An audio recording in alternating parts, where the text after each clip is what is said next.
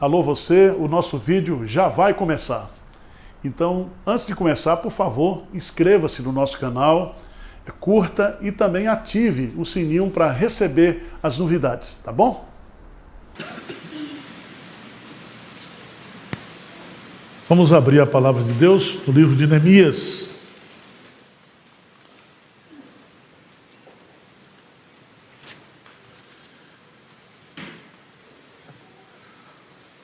Neemias, capítulo 1 e 2, nós faremos a exposição. Só que nós não vamos ler todo o texto, mas gostaria que você deixasse aberto aí para nós pontuarmos algumas características de pessoas que são usadas por Deus na sua obra. Às vezes nós temos uma má compreensão do significado do que é a obra de Deus.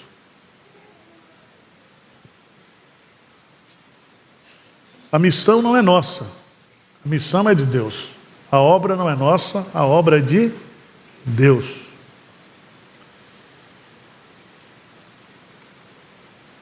Deus usa a mim e a você, pessoas, para fazer a obra dele. Porque o nosso Deus, ele não é servido por mãos humanas, como se de alguma coisa ele precisasse. Mas o que ele faz? A missão é dele. E ele escolhe pessoas e usa pessoas para fazer essa obra. E eu quero apresentar aqui Neemias algumas características dessa pessoa que Deus usa para fazer a obra dele. Deus tinha um plano, mandou o povo para o cativeiro babilônico, 70 anos. Depois de 70 anos, Deus levanta Ciro, rei da Pérsia, e traz o povo de volta para reconstruir essa nação. Esse povo vem em 3 levas, a última através de Neemias. Neemias foi o homem usado por Deus para reconstruir o muro, os muros de Jerusalém. Diz assim as palavras de Neemias, filho de Acalias, no mês de Quisleu, no ano 20º, estando eu na cidade de Suzã. Veio Anani, um de meus irmãos, com alguns de Judá. Então lhes perguntei pelos judeus que escaparam, que não foram levados para o exílio, e acerca de Jerusalém. Disseram-me: os restantes que não foram levados para o exílio e se acham lá na província, estão em grande miséria e desprezo. Os muros de Jerusalém estão derribados e as suas portas queimadas. Tendo eu ouvido essas palavras, assentei-me e chorei, lamentei por alguns dias, e estive jejuando e orando perante o Deus dos céus. A última frase do capítulo 1. Vocês são ovelhas papagaio. Eu falo e vocês repetem. Certo? O que diz aí a última frase do versículo 11? Nesse tempo eu era do rei. Quais as características das pessoas que são usadas por Deus? A primeira característica são as pessoas improváveis. Aquelas pessoas que eu jamais usaria, você jamais usaria, mas Deus resolve usá-las. Se você for para a galeria da fé, em Hebreus capítulo 11, e olhar para aquele elenco de pessoas que foram usadas por Deus na história, você vai descobrir que todas aquelas pessoas eram pessoas improváveis, pessoas que tinham tudo para não dar certo. Neemias, ele era um copeiro. Neemias não era da linhagem levítica, Neemias não era da linhagem sacerdotal, Neemias não era da linhagem real, Neemias não era da linhagem profética, ele era um homem comum, um homem simples, que, exilado sob o rei Artaxerxes, imperador da Pérsia, ele é um copeiro, ele era um funcionário simples. Então preste atenção, às vezes, na igreja, nós queremos apresentar o nosso currículo para Deus.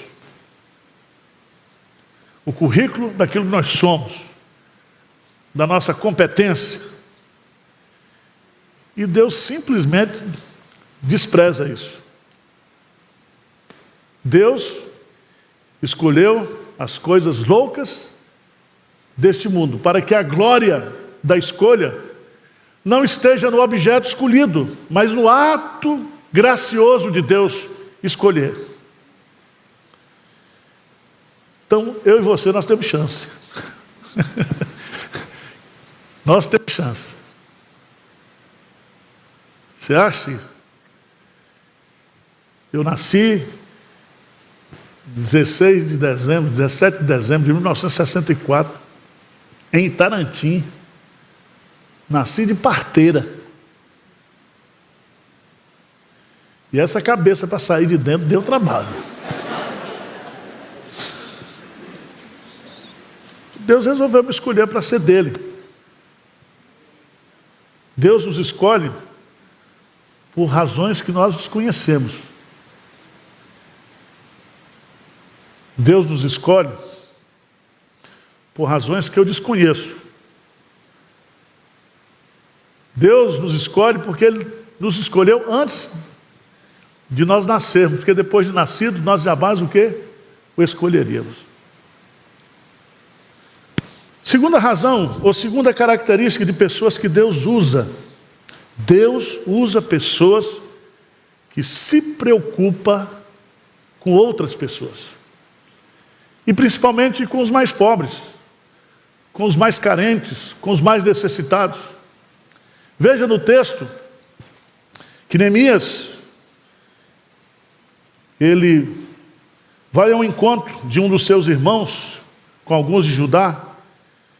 Então Neemias pergunta no verso 1 ainda, 2, perguntei pelos judeus que escaparam, que não foram levados para o exílio e acerca de Jerusalém.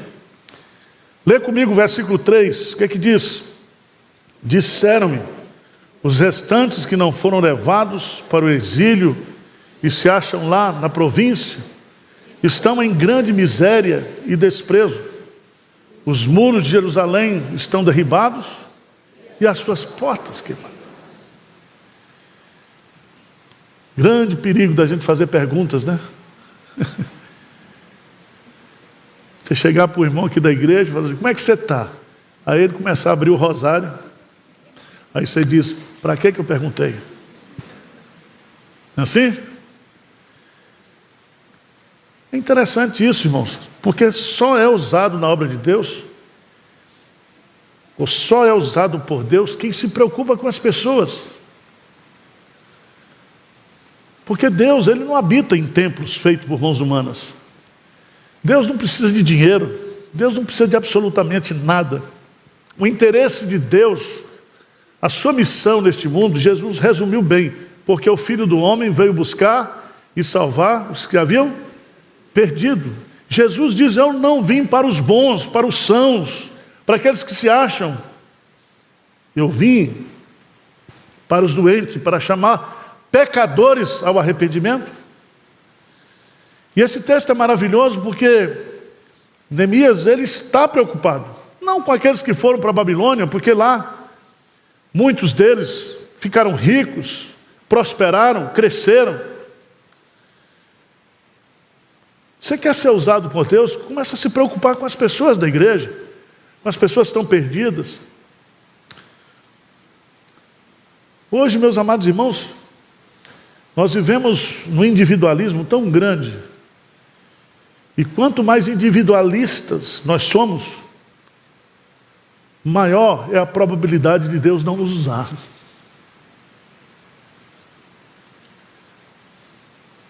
Você está preocupado se os muros de Jerusalém estão derribados e as portas queimadas? Incomoda-lhe o fato da igreja ter problemas, ter lutas, ter dificuldades?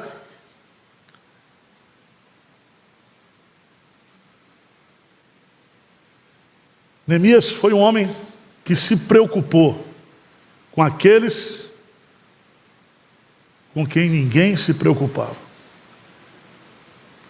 Por isso que a igreja tem essa missão, por isso que Deus levanta recursos, levanta pessoas e envia essas pessoas para os 4 cantos da terra para fazer a obra dele. Ele é quem levanta essas pessoas.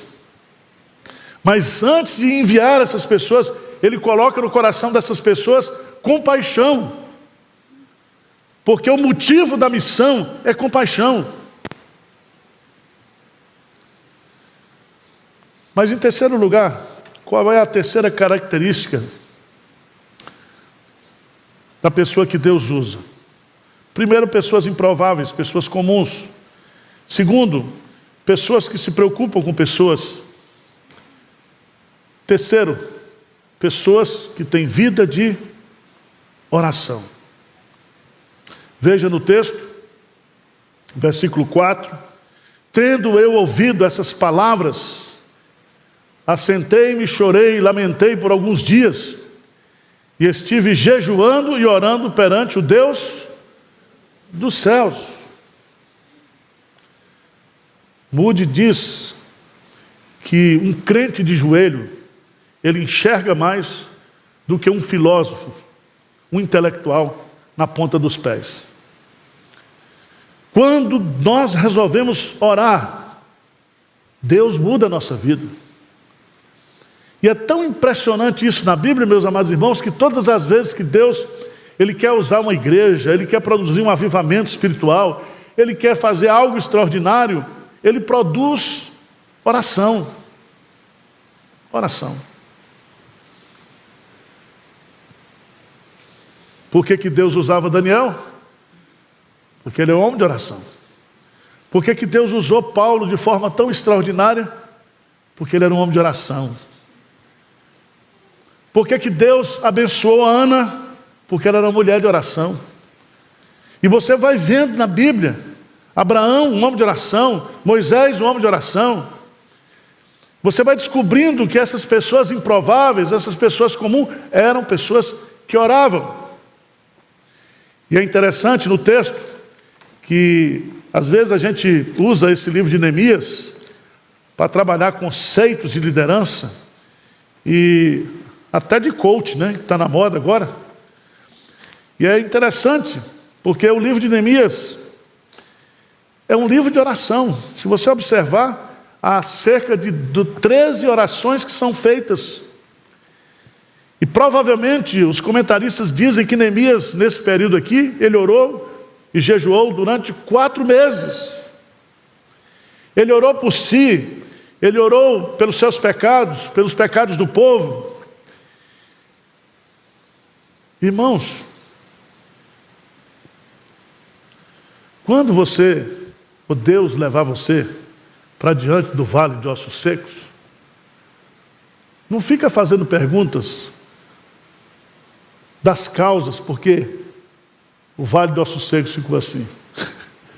Você tem que procurar o quê? Soluções.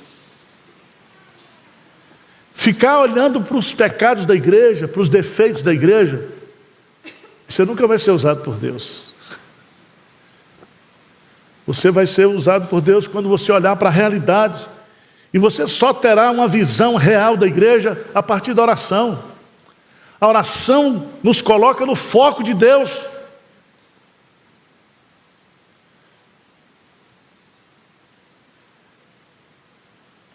Veja no versículo 11, como ele coloca aqui, no versículo 11, do capítulo 1. Comigo aí, Senhor, estejam, pois, atentos os teus ouvidos à oração do teu servo e à dos teus servos, que agradam de temer o teu nome, concede que seja bem sucedido hoje o teu servo, e dá-lhe mercê perante este homem. Nesse tempo, eu era copeiro do rei. E o que eu acho extraordinário aqui é que ele ora a oração do teu servo e a dos teus servos que se agradam em temer o quê? O teu nome. Irmãos, Deus não usa alguém somente por causa da sua oração, mas da oração de outros. E se você entender isso aqui bem, você vai descobrir que Neemias está sendo a resposta de Deus para aqueles que estavam orando, para aqueles que agradam de temer o teu nome. Você já pensou nisso? O povo está orando lá na Cracolândia e você é a resposta de Deus. O povo está orando lá no interior para plantar a igreja, você é a resposta de Deus. O povo está orando, precisando, clamando a Deus. E Deus está trabalhando na sua vida para você ser usado por Deus. Amém? Quarta lição que eu aprendo aqui. Pessoa que é usada por Deus, além de ser uma pessoa comum, improvável, além de ser uma pessoa que se preocupa com outras pessoas, além de ser uma pessoa de oração, é uma pessoa que se dispõe ao chamado de Deus. Se dispõe. Neemias, no capítulo 2, ele está servindo o rei, e no versículo 2 o rei me disse: por que está triste o teu rosto, se não estás doente? Tem de ser tristeza do coração. E aí ele temeu sobremaneira. E ele responde: viva o rei para sempre. Como não me estaria triste o rosto se a cidade onde estão os sepulcros de meus pais está assolada e tem as portas consumidas pelo fogo? Disse-me o rei: que me pedes agora? Então Neemias ora ao rei dos céus e disse ao rei da terra: se é do agrado do rei e se o teu servo achar mercê em tua presença, peço-te que me envies o quê? Ajudar. Veja bem, irmãos, ele ora primeiro ao Deus dos céus. Mas ele era um funcionário do rei da terra. Só que esse rei dos céus é maior do que o rei da terra. E ele se dispõe, ele se coloca, ele se apresenta. Sabe o que acontece? O rei manda ele. E esse rei, Assuero, ele está sob o comando do rei dos reis, do senhor dos senhores, daquele que diz que tem toda a autoridade que lhe foi dada no céu e na terra, portanto ide. Irmãos, dispõe-te, é a palavra que Deus diz para Ezequiel: dispõe-te e vai ao vale de ossos secos. A palavra que ele diz para Jonas: dispõe-te, vai a Nínive. Dispõe-te. É o desafio que ele faz a Maria, mãe de Jesus. E diante daquele desafio tão grandioso, tão miraculoso, tão maravilhoso, ela diz assim: eis aqui a tua serva, que se cumpra em mim segundo a tua vontade. Deus usa pessoas que depois de chamadas, desafiadas, se oferecem, se consagram, se dedicam. Deus está lhe chamando, meu irmão. Você tem visto as necessidades do mundo hoje, da igreja hoje? Ou você é daquele tipo que se reúne com outros para ficar levantando os defeitos da igreja? Outro dia um irmão chegou para mim: pastor, essa igreja aqui está faltando muita comunhão, muito amor. Falei: tá mesmo, meu irmão. A começar de você. Você está preocupado com alguém aqui? Você está fazendo alguma visita? Você está ligando para alguém? Você está observando aquelas famílias que estão passando por lutas, dificuldades? Irmãos, fazer análise, descrição de sofrimento alheio, isso é para os amigos de Jó. Essa teologia dos amigos de Jó não serve para nós. Neemias se dispõe. Deus usa pessoas que, ao serem chamadas, se dispõem e diz: eis-me aqui, Senhor, envia-me a mim. Quinto lugar, Deus usa pessoas, colocando no coração dessas pessoas os seus planos e os seus projetos. Veja, por favor, no capítulo 2, versículo 12. Quero que você leia comigo, por favor. Neemias 2:12. O que diz aí? Então, à noite, me levantei, e uns poucos homens comigo. Não declarei a ninguém o que o meu Deus me pusera no coração para eu fazer. Não havia comigo animal algum, senão o que eu montava. Irmãos, Neemias, ele era copeiro. Você acha que Neemias entendia sobre construção de muro? O que vocês acham? Não entendia nada.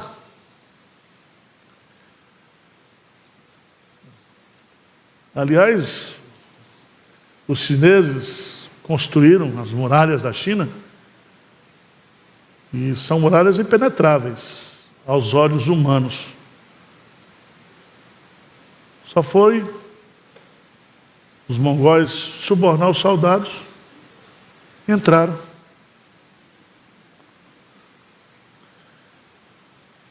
O que eu quero dizer para você é o seguinte: Deus nos chama para tarefas e coloca dentro de nós, e eu fico imaginando, se você olhar o capítulo 3, as estratégias que Neemias vai usar, estratégias que Deus deu para ele. Cada um construindo um pedaço de muro na frente da sua casa. E ele vai envolvendo todo mundo. Em 46 dias o muro estava pronto. Onde foi que ele aprendeu isso? Em que escola de engenharia? Que treinamento estratégico ele teve? O segredo está aí.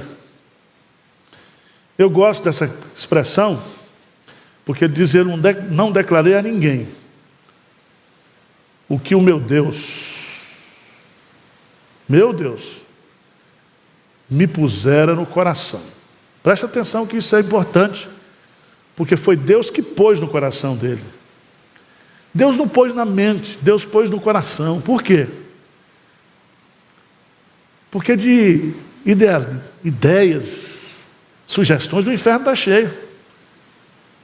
Gente para dar ideia na obra de Deus é o que mais tem. Gente cheia de ideias. Mas Deus não põe a ideia só. Deus põe o que no coração.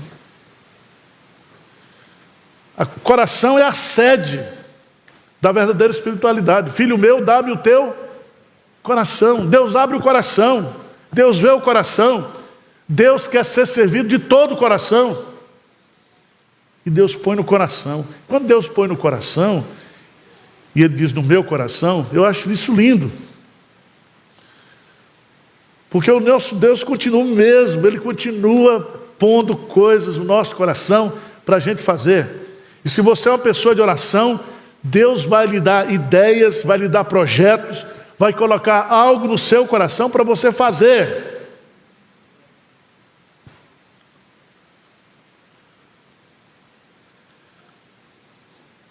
Eu acho isso maravilhoso também, porque é para eu fazer. Para eu, tá? Tem uns irmãos aqui que chegam aqui para mim, cheio de ideias. Eu falei: meu irmão, serviço eu já tenho. Você quer arrumar mais serviço para mim? Geralmente são esses que não fazem nada.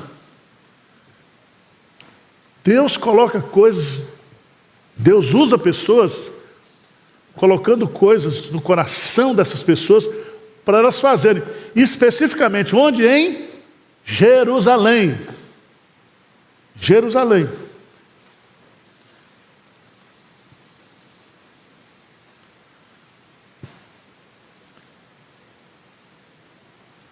Irmãos, quinto lugar, né? Sexto lugar. Deus usa pessoas que entendem que são agentes de mudança. Vê comigo lá no versículo 17. Versículo 17 do capítulo 2, 17 e 18. Veja aí, o que diz? Então lhes disse: estáis vendo a miséria em que estamos? Jerusalém assolada, as suas portas queimadas. Um diagnóstico. Está uma droga. Pastor, a mocidade aqui de Pedro está mal. A UPH está mal. A SAF está mal. Sim, meu irmão, e aí? E aí? É isso que Deus quer para a gente? Deus quer Jerusalém assolada, portas queimadas? É isso que Deus quer? Não. Vinde, pois, o quê? Reedifiquemos os muros de Jerusalém e deixemos de ser o quê? Opróbrio. A partir de uma realidade concreta de assolação, de destruição, nós vamos mudar essa o quê? Realidade. Mas como? Trabalhando. O irmão chegou outro dia aqui e disse: pastor Arival, igreja de Pinheiros é a igreja da moda agora em São Paulo. Eu falei: moda não, senhor, filho. Nós estamos ralando aqui há 25 anos. Aqui tem uma turma que trabalha no departamento infantil, na junta diaconal, no conselho, professor, músico. Não vem com essas profecias do capeta para cá não, que isso não cola. E nós não queremos ser igreja de moda nenhuma. Se a gente fosse da moda, a gente mudava o nome, Igreja Presbiteriana de Milão. Aqui é Pinheiros. Pinheiros. É lugar de trabalho.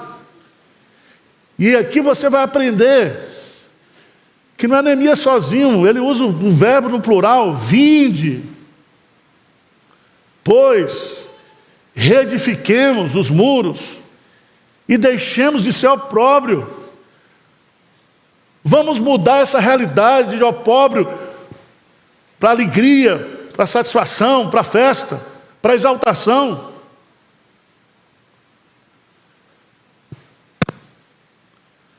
Sétimo lugar.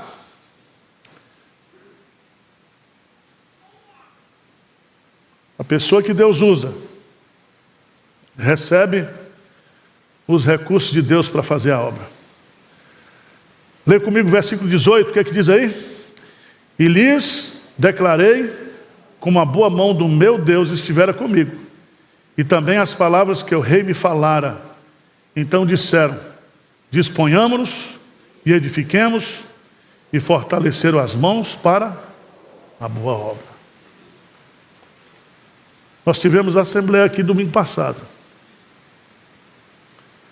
Precisamos arrecadar 18 milhões esse ano. É 1,5 milhão por mês. Não temos reserva. Vai todo mundo preso. Que eu não vou sozinho, eu levo pela meia dúzia comigo. Mas a obra precisa ser feita. E os recursos vêm de quem? De Deus. Como é que no ano da pandemia nós crescemos? Porque Deus é fiel. A boa mão do Senhor está conosco. Nós estamos organizando esse ano, de novembro para cá, agora até fevereiro, 7 novas igrejas.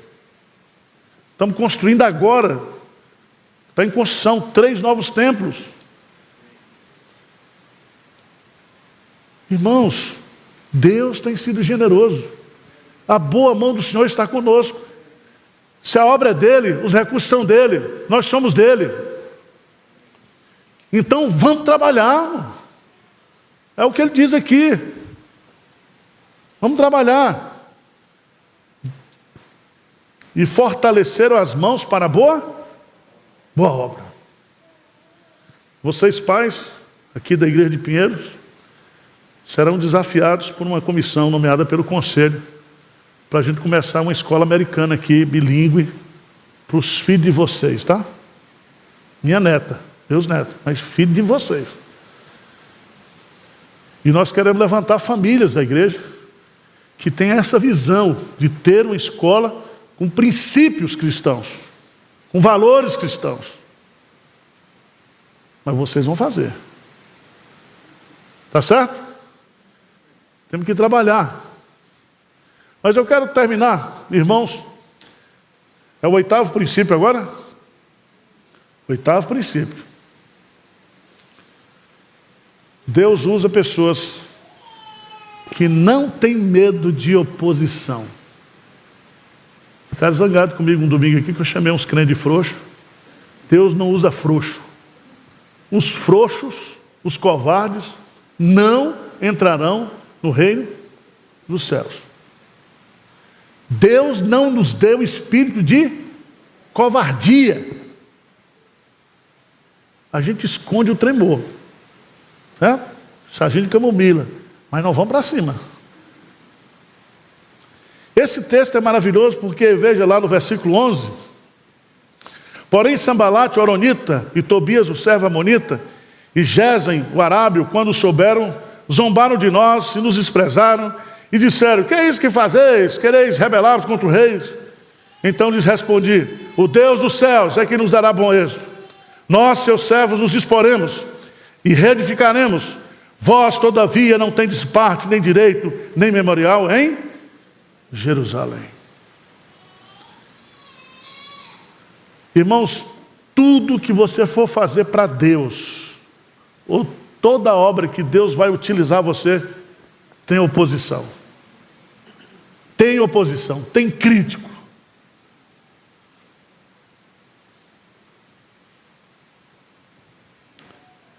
Quando nós fomos abrir a TV, apanhei bastante. Criamos uma TV em um mês.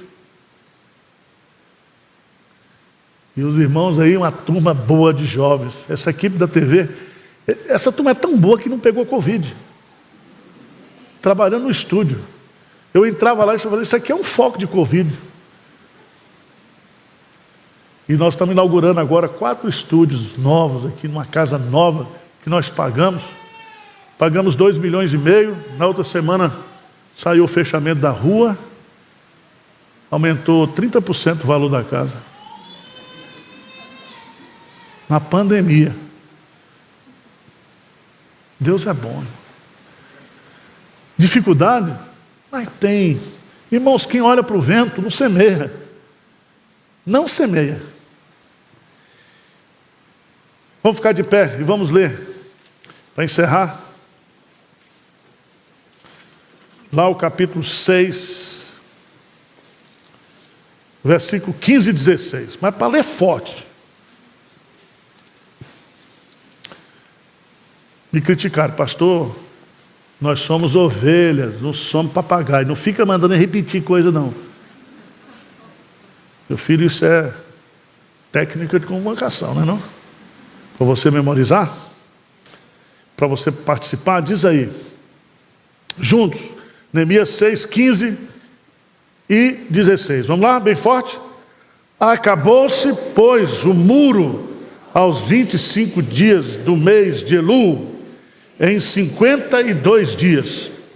Sucedeu que, ouvindo todos os nossos inimigos, temeram todos os gentios, nossos circunvizinhos, e descaíram muito no seu próprio conceito, porque reconheceram que por intervenção de nosso Deus é que fizemos o quê? Esta obra. Louvado seja Deus. Conosco não está o braço do homem, mas o braço do Senhor.